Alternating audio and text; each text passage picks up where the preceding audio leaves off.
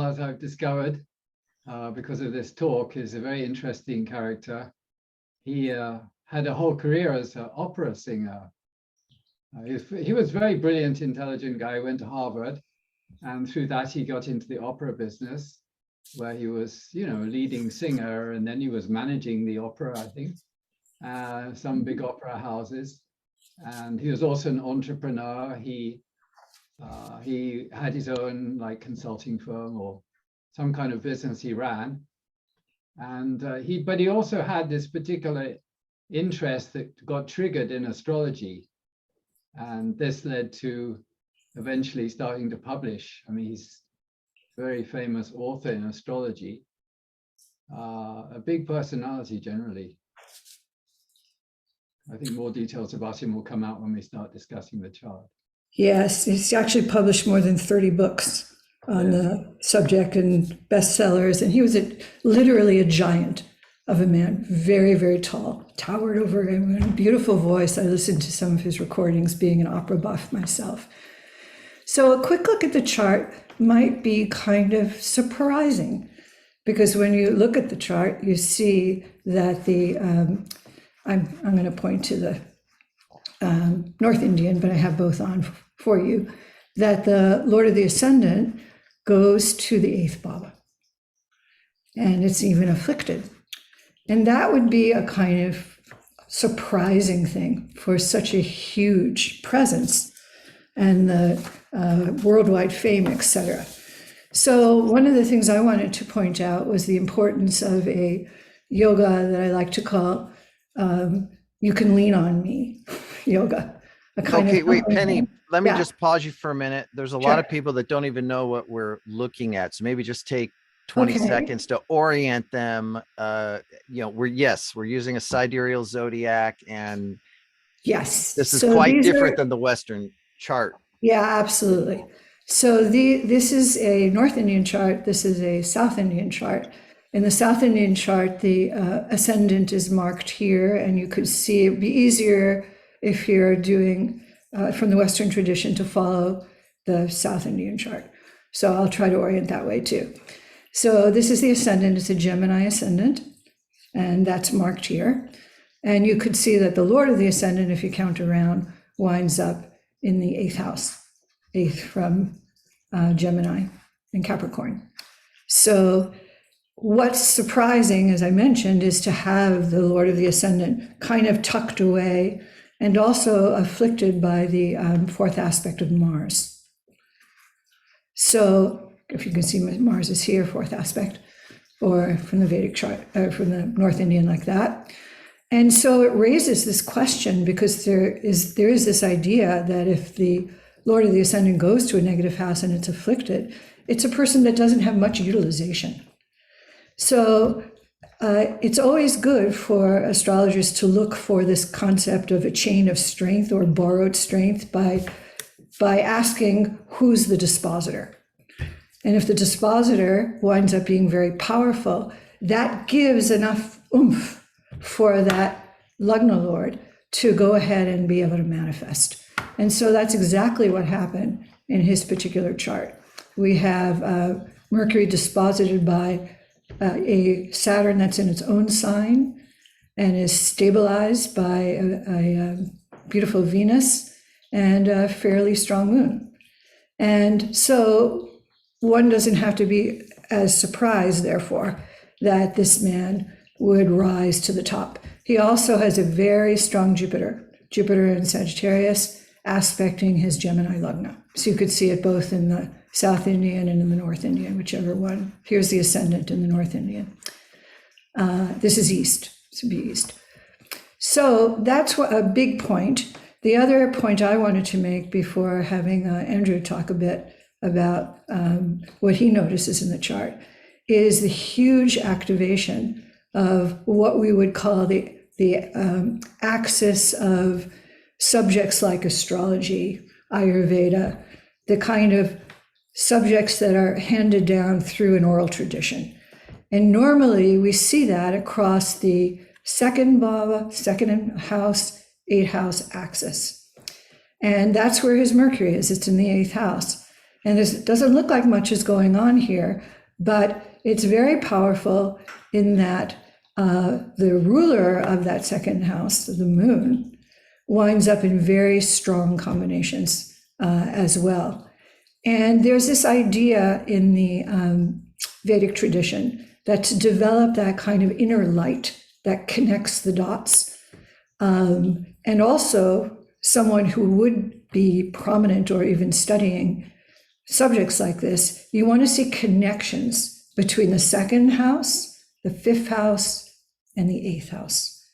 And he has all of those connections because Saturn is the ruler of the eighth house, and it has a very strong relationship with the moon. I have to do it this way. It's a little confusing to me. It aspects the moon directly. And so that connects the eighth with the second. And Venus is the lord of the fifth house in this particular chart. If we count from the ascendant, fifth house is a Libra fifth house. Venus is the lord. So Venus is with the eighth lord, and that whole relationship of the second lord, eighth lord, fifth lord, and then the lord of the ascendant, Mercury, aspecting into the second bhava, glues him, so to speak, to the oral tradition and this ability to not only sing, but to communicate, to speak, to write, to do all of the things that he was so powerful in doing in his life and spreading astrology. When he left opera, he went into astrology full time. So, Andrew, you want to pick it up with some?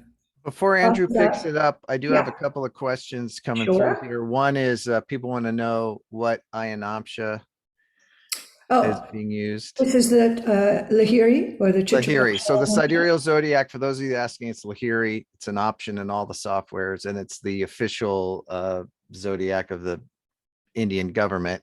And then someone wanted to know what the YP was in the second house. Oh, yeah. So that's kind of in my software. Thanks to Andrew putting it in. So the YP stands for Yogi Point. It's it's kind of similar to a prosperity saham in the Western tradition. It's a point. Yeah, it's similar to like a lot or a part in like the Hellenistic tradition. Exactly. Yeah. So if it gets activated in certain ways, and in his chart, it's definitely activated. And as long as you're asking, I can't help but saying that Mercury becomes a graha of prosperity, huge prosperity, because it owns the star, the nakshatra, that prosperity point falls in. And then the moon likewise, because it owns the rashi that it falls in, the sign that it falls in. So the other thing about Mercury being, so to speak, tucked away, no, it winds up being very dynamic in the whole pattern of his life. Is it okay for Andrew to take over now? Yeah. Yes. Okay, go ahead, Andrew. Super. Well, I'm going to share my screen. Here we go. So Penny, I think you have to. I have to stop share. Yeah. No, I already. Okay. Great. So the small advert. This is my software, and I also wrote this book, Yoga of the Planets. Here's the advert. My website here. But one of the small advantages of my software is you can put a whole slide in one of the pages. So if we go Andrew, to, can you move a little closer to your microphone? Someone you do sound a bit further away, and someone. Oh, okay. Hear you. I can do that. Is this better? Yeah, I think so. Yeah. Oh, good. All right. Great. All right. So this is I put there's a circle chart in my software. I put the ascendant on the left, like the Western astrologers like, and glyphs. I don't usually use it like this, but this is more my style here, the North Indian chart. I should say the North Indian chart is very similar to the classical Western astrology chart that was used before the circle charts came in. Anyway, the difference between this chart and the charts that all of you guys are used to is that the cardinal points are always in the cardinal positions, like the ascendant is always here, the midheaven is here, like that. I find that very helpful because I believe in the cardinal points rather strongly. But anyway, what we see in this chart right away is the Ketu in the ascendant. Penny already showed that. And it depends what your attitude is about Ketu. Ketu is the south node. Okay, we call it Ketu. So the south node in the Vedic astrology is said to be Dwaja, which means a flag. So if you have the south node rising, there's a chance that you'll become some kind of well-known personality. There's a chance if other factors are there. So, you know, Ketu is, the south node is not an affliction in the first house, but it does make you unusual. You're famous for being something a little bit off the standard track. Maybe you're some kind of yogi, or you could be an astrologer, something like Ketu is the planet of astrology. So we can't ignore that. Okay, now if we look at some other factors about his chart, Penny's explained about Gemini and the Mercury in the 8th house. Now, of course, the 8th house is the place of astrology as far as we're concerned, Scorpio in the 8th house. And I've always noticed people with Mercury in the 8th house tend to study astrology or some related science because the 8th house represents the hidden wisdom of the ancients, you know, the ancient history, ancient wisdom. So that's one connection with astrology. But the other very powerful factor in this chart is the moon. Now, he's got the moon in Leo. And this is, and not just in Leo, in Magha, which is the first constellation at the beginning of Leo, is the place of the throne. The symbol of that nakshatra is the throne. So people with the moon there are naturally looking for a throne to sit on. They're running a political campaign and their chart is full of Magha, they say, Magha, Magha, Magha, and everybody votes for them, don't they? Anyway, we won't get into politics. But careful. You know, when he tried to change that slogan, it suddenly didn't work for him anymore. So the thing is, the moon is the lord of the 2nd house in the 3rd house. The 3rd house is what you're holding in your hand. In other words, it's your weapon, as it were. You know, if you're a great artist, you're bound to have something to do with the 3rd house prominent, especially connected to the 10th house. Anyway, in his case, the moon represents singing, so he had the power to use his voice for, you know, it could be a career, and so it was. There's a special type of aspect between Mercury and the moon. We call it the Rashi or sign aspect. So that's another matter. And also, of course, Leo. I mean, if you have your moon in Leo, you can become a natural leader. You tend to dominate wherever you go. You know, you have this kind of confidence and strength about you. So I think that's a large part of it. Then, of course, we see that the very powerful collection in the 7th house, we have a special yoga or yoga means a kind of combination in Vedic astrology called the Mahapurusha Yoga, great person yoga. So he's got two. He's got Jupiter in its own sign in an angle, 7th house from the ascendant. That's called the Hamsa Mahapurusha Yoga. So that means he's not learned, you know, it's a learned yoga. You become a leader in the field of knowledge. And then if you notice, he has Mars. Let's see if you're reading this chart.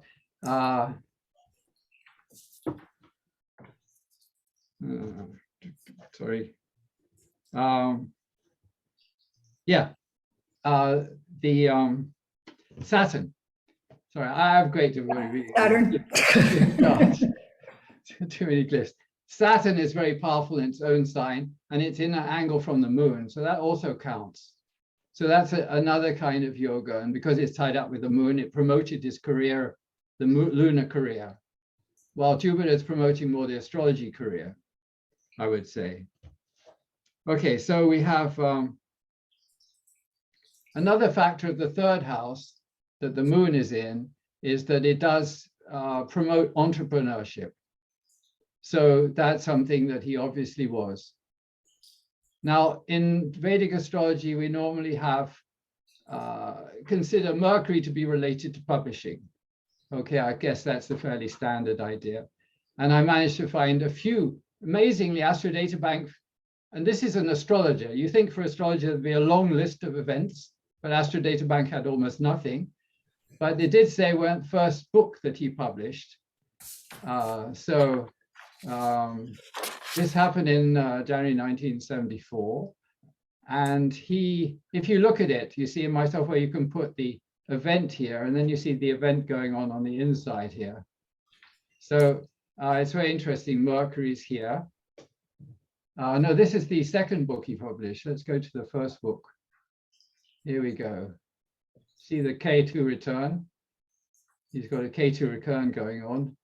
And it's a very, you can see this remarkable, the transit situation is really remarkable. And in Vedic astrology, we have this dasha system, which is the planetary periods, which we use for timing. And we see that if we go back to when he published his book, it was the sub-period of Mercury and the moon. So I didn't filter any of these things before I looked at his chart. I just collect the events first. So the other book that I thought was particularly significant was when he published his 1,000-page manual of astrology. I guess everyone's familiar with that. So if you look at that one, guess what?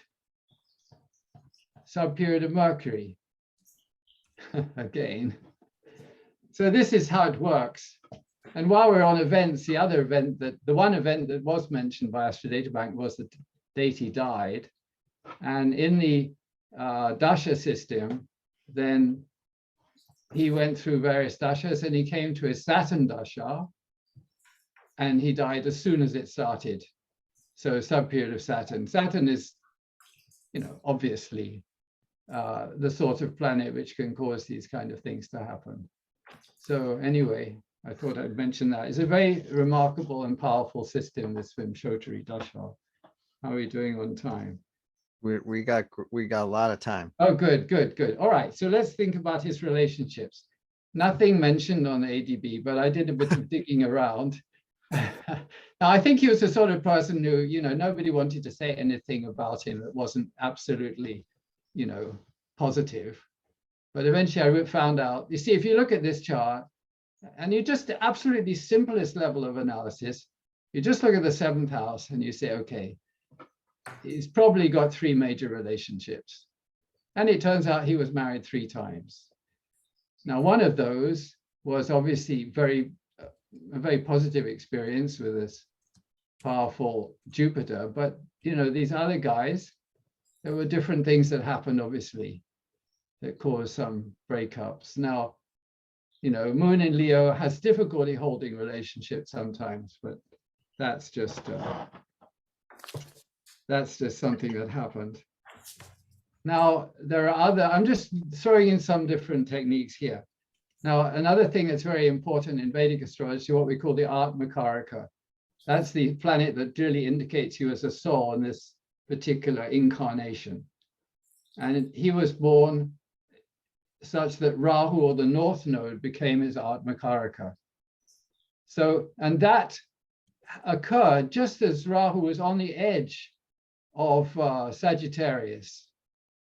So it was about to go into Scorpio. Now that particular degree at the beginning, either side of the edge of Scorpio, Sagittarius, is a great place of moment as far as Vedic astrology is concerned. And it gives, some kind of powerful intelligence. Rahu is a planet of intelligence, the North Node. It shows tremendous intellectual power sometimes. And this is the place where you have some knowledge over death, basically. The beginning of Sagittarius can have the knowledge of death.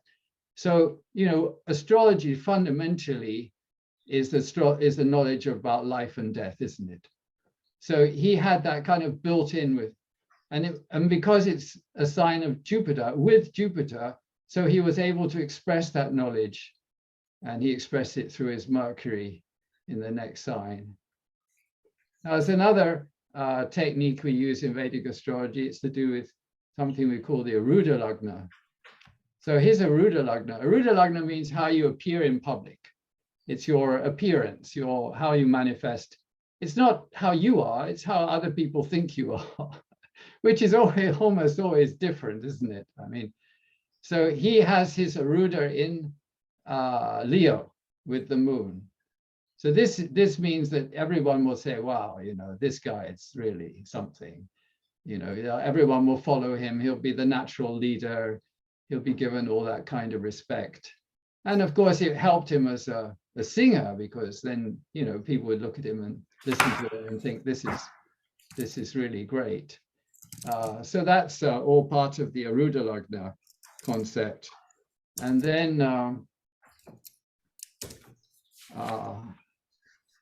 you see, if we consider the Aruda as being the ascendant, then we could look in the 11th house from it for sources of income, and there's Ketu sitting there.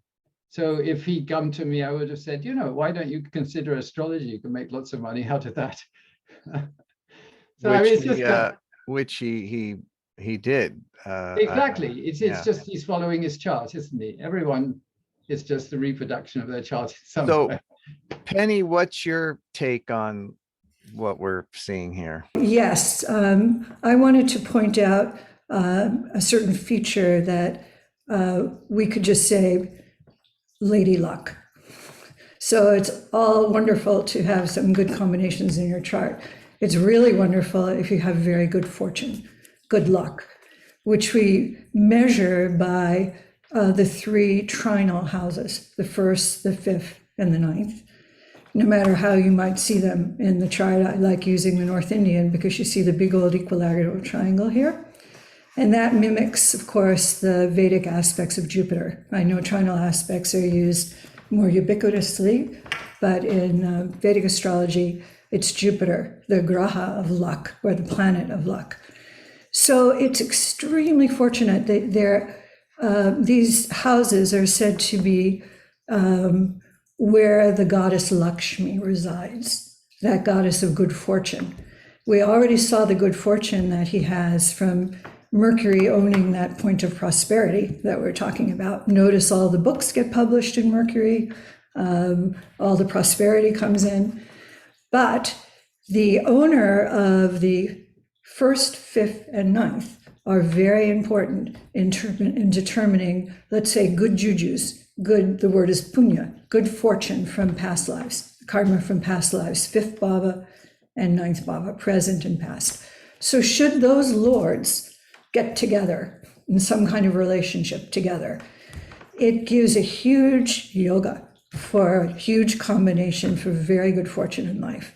And so he does. He has the lord of the 5th bhava, whether you count it this way, whether you count it from the ascendant from here, with the lord of the 9th bhava, Saturn, in the 9th bhava of good fortune.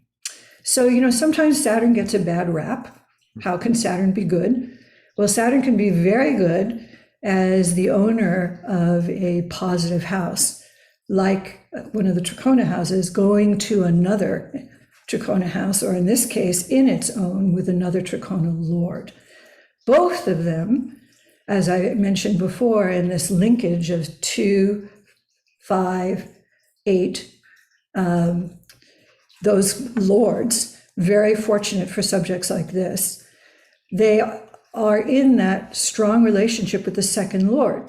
And the interesting thing about the second house is that it's also a house of, let's call it net worth, accumulated money. And when you have either of those lucky Trikona houses, ruled by Venus, ruled by Saturn, in a relationship with the second lord, then you get money on top of everything else. So fame, money, and also there's a sense of dharma, of this idea of wanting to do good.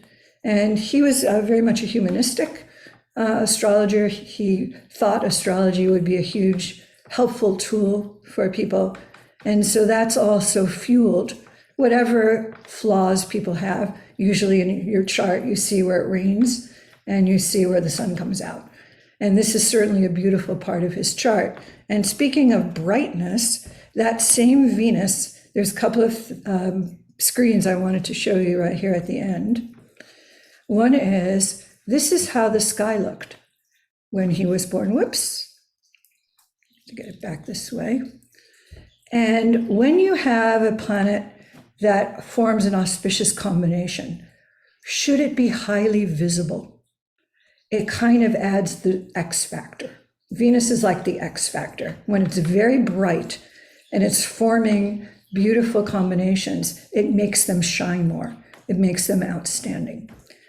And the last thing I wanted to say, I know we're probably close to closing, is another screen of where the moon was at the time he was born. So Andrew mentioned, Andrew mentioned that the moon was in a particular fixed star. In the Vedic system, it's called Magha, but in the traditional system, it's Regulus. Regulus is the kingly star. That's why Andrew talked about they want a throne. But Regulus also gives bounty, and it's one of the very brightest stars, very close to the ecliptic, very noticeable. And it is so amusing that Noel Tyl was awarded by the United Astrology Conference the coveted Regulus Award. So Andrew and I had this little chat about it. Do you think they knew that his moon was on Regulus when they gave him the award? Or was it serendipitous? I like to think it's serendipitous because that makes it much more fun. Andrew insists that they probably knew because they were no. Oh, I don't know. I'm completely ignorant. Somebody in this audience will probably know the answer to that. But you could see, here's this moon. Yeah, and exactly. although the moon is below the ecliptic, can you guys see this? Yes, you can. Yeah. The moon is below the ecliptic. It's on the same, almost the same ecliptic longitude, which means that the star, and it's a very bright star, would be shining on that moon. So everything the moon stands for and everything that Venus stands for has the grace of brightness. Here, because the moon is fairly bright, this of course is not at his birth, you can't see it, but if you looked at it the day before his birth or the day after his birth, when the ancients, they did their viewing at sunrise and sunset. So they could see exactly what was going on that way. And then of course, nighttime, you would have this beautiful sight of Regulus lighting up the moon. And so these fixed constellations are very important. One of the differences between sidereal and tropical is that wouldn't be the case if you were figuring the moon tropical. It wouldn't be right with Regulus. So Vedic astrology was sidereal when it came to assessing karma and patterns in a chart. And it's tropical when it comes to calendar making. So it does use both tropical and sidereal, but for assessing karmic patterns, it's basically what you see is what you get. And if you looked up in the sky when he was born, the moon was right with Regulus. That is a great image. We are now out of time officially. But I want to hear from both of you how people can reach you, what you're working on, very briefly before we sign off. Sure, I'll just continue since I've got the spotlight at the moment. Give it over to Andrew. So I'm reachable at info@vedicchart.com. I have quite a large online teaching program. I've recently brought in a fellow Gurubai, student of hearts, who is an expert at Hasta and palmistry. So she's teaching that within the group. And I do a big online program from essentially soup to nuts. Fantastic. Andrew. Yeah, I must say Penny's a great teacher. Yes. I'm at vedicsoftware.com, and I'm planning to have a new version of my software shortly, and then we'll have some apps. So. All right, 10.0 coming, or 10 point something. Thanks for inviting us. Yeah, thank you for coming. It was really great looking at one of the greats of Western astrology, Noel Tyl. I thought it was ironic that the Vedic astrologers would pick a Western astrologer. Yeah. To do that. What a great job.